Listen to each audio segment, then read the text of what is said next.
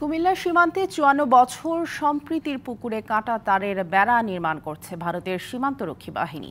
দুই দেশের সীমান্ত রেখার মাঝে হওয়ায় দীর্ঘদিন ধরে উভয় প্রান্তের মানুষ তাদের প্রয়োজনীয় কাজে ব্যবহার করত পুকুরটি।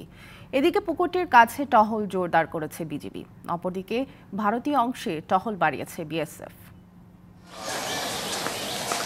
পুকুরের এক পাশে কুমিল্লা সদর উপজেলার জগন্নাথপুর ইউনিয়নের শাহপুর এলাকা, আরেক পাশে ভারতের ত্রিপুরা রাজ্যের সিপাহী জেলার সোনামুড়া থানার সূর্যনগর। পুকুরটির ১/৩ পড়েছে ভারতে, বাকিটা বাংলাদেশে। এতদিন বেড়া না থাকায় দুই অংশের বাসিন্দারাই সম্প্রীতির সাথে একই পুকুর ব্যবহার করে আসছিলেন। পাসপোর্ট ছাড়া মানুষ যাতায়াত করত এপার ওপার, এমনকি রয়েছে আত্মীয়তার সম্পর্ক। কিন্তু কিছুদিন আগে সেখানে কাঁটাতারের বেড়া নির্মাণ শুরু করে বিএসএফ। আমরা এখানে মাছ ধরতাম, বসছি, তারপরে বিচার বলতেছে জায়গাটা মাছ না ধরতাম। আমরা এখানে জনগণ চলাফেরা করতে হবে, ওইদিকে মনে করেন যাওয়া যাইতেছে না, যাইতে গেলেও এরা ধমকি দেয়। সানবিট সব দিবে সামাল। সানবিট ম্যাজিক প্রেস ডিশওয়াশিং এর মাথা ঘোরানো সলিউশন। স্থানীয়দের অভিযোগ, আন্তর্জাতিক আইন লঙ্ঘন করে বিএসএফ সীমান্ত এলাকায় বেড়া নির্মাণ করার সময় স্থানীয়রা আপত্তি করলে এলাকার লোকজনকে হুমকি দেয় বিএসএফ। পাশাপাশি সীমান্তে বসবাসকারীরা চলাফেরা করতেও আতঙ্কে রয়েছেন।